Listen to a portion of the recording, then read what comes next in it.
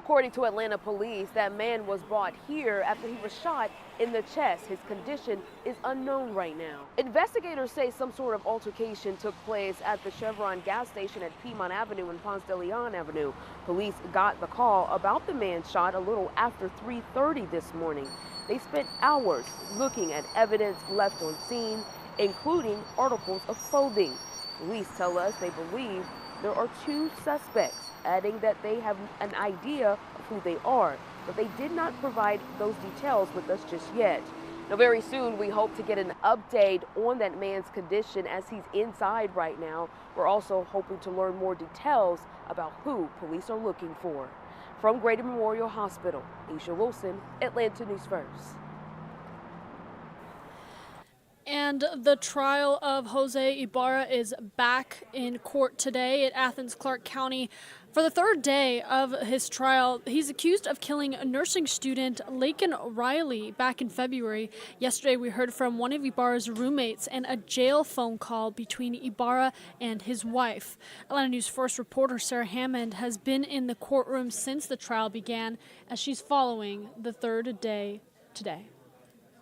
State anticipates resting their case today after calling more than a dozen witnesses since this trial started on Friday. Once they do that, Ibara's attorneys can begin to call their own witnesses.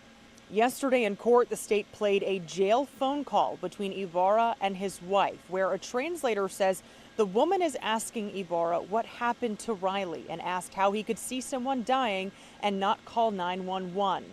UGA police officers testified that when they interacted with Ibara at his apartment the day after the murder, they noted fresh scratches on his forearm, bicep, and wrist. FBI agent Jamie Hipkiss presented data found on Jose Ibara's cell phone, most notably pointing out a selfie taken the same morning of Riley's murder, where he appears to be wearing the same clothing of a man caught on camera shoving a bloody jacket with Riley's hair and his DNA into a dumpster at Ibara's apartment complex. That dumpster is about 500 yards from where Riley's body was found.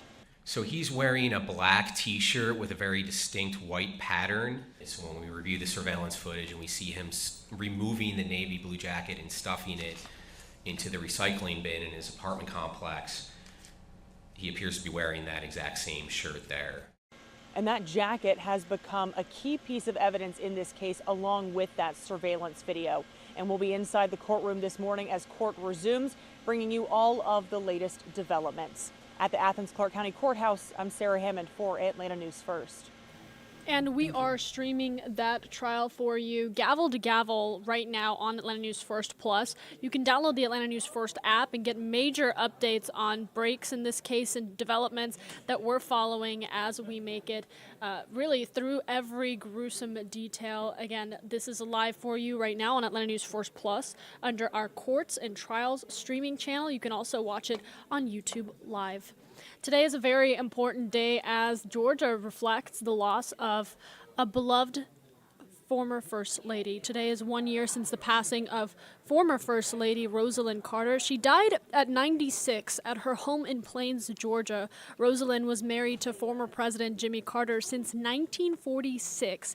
She was a driving force in bringing awareness to mental health.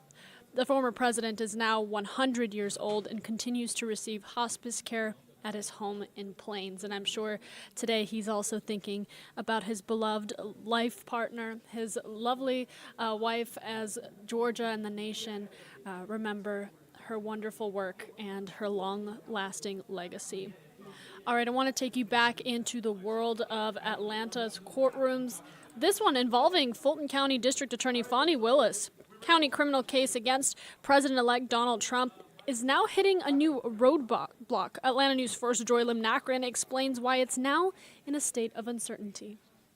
Fulton County case against President-elect Donald Trump is now in limbo. The upcoming hearing on whether District Attorney Fani Willis could stay on the case has been canceled. And until that issue is decided, the entire case is on hold. The Georgia Court of Appeals ordered the December 5th hearing canceled until further notice. The State Court of Appeals will decide whether Ms. Willis should be disqualified due to alleged impropriety, including her admitted affair with the former special prosecutor Nathan Wade.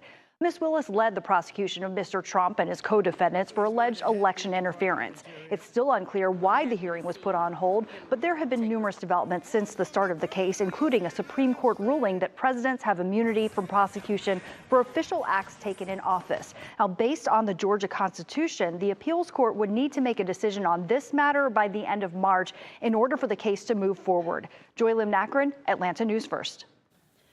And coming up on Atlanta News First Plus, Hartsfield-Jackson Atlanta International Airport officials will tell the state how they are preparing for the Thanksgiving holiday travel season. This morning, they are planning to hold a news conference to discuss the 3.9 million people that are expected to come through the airport between this Thursday and December 3rd. Now, AAA predicts record-setting travel numbers for Thanksgiving. Nearly 80 million Americans will end up riding the rails, stuffing themselves into cars and lugging overweight bags onto airplanes. That's 2% more people than last year. So a lot more folks getting out there, but we still have quite a way as we near Thanksgiving. Today we want to tell you about a First Alert weather day we're tracking. First Alert meteorologist Rodney Harris joins me for more on these rainy conditions. Yes, and it's been raining all morning long, Maria, and that will continue basically for the rest of the day. So what you see on First Alert Radar, unfortunately, that's basically our story here in North Georgia. Now, there is good news. We're not forecasting any flooding, no severe weather, but this rain will be a nuisance if you have to get out and about and drive at really any point today. So that's First Alert Radar. That's what you're looking at right now as we take that banner away, and I'll come on screen for you just to say hello to everybody. Again, no severe weather today, so don't have to worry about that, but really some good rain that we really need here in North Georgia. So I want to zoom into Metro Atlanta because we did get a bit of a break in Atlanta for a few hours, but that heavy rain is now moving back in, and again, that will continue through the first part of the afternoon. Here's a live look from Hartsfield-Jackson. You can clearly see that rain coming down. That's the other story. The temperature is 60 degrees right now. Yesterday, we were in like the upper 70s. Temperatures will be at least 10 degrees cooler this afternoon because of the clouds and the rain that will be out there. So here is your hour-by-hour forecast from 11 o'clock through at least 3 o'clock this afternoon. That scattered rain will continue in most of North Georgia, including Metro Atlanta. At times, the rain will be heavy. So by the time you're driving home from work, we still have scattered rain out there, so make sure and prepare for that as you're leaving work today. Now, after work, the coverage of the rain will start to go down. We'll still have showers out there this evening, so if you do have any dinner plans, you'll still get wet, but we won't see as much rain this evening as what we're seeing right now. But nonetheless, that First Alert weather day will continue because regardless of the coverage, that scattered rain will basically continue all day today. So changes starting tomorrow. Today, our First Alert weather day is specifically for the rain that's out there, that high only 63. And then for Wednesday, we'll switch gears. Wednesday will be dry. We have a 20% chance of maybe a shower or two very early in the morning, but most of Wednesday will be dry. And the reason we're seeing the rain now is because of a cold front, and that cold front will actually move through North Georgia on Wednesday. So Wednesday will be interesting. Around 3 o'clock, the temperature will get up to 70 degrees.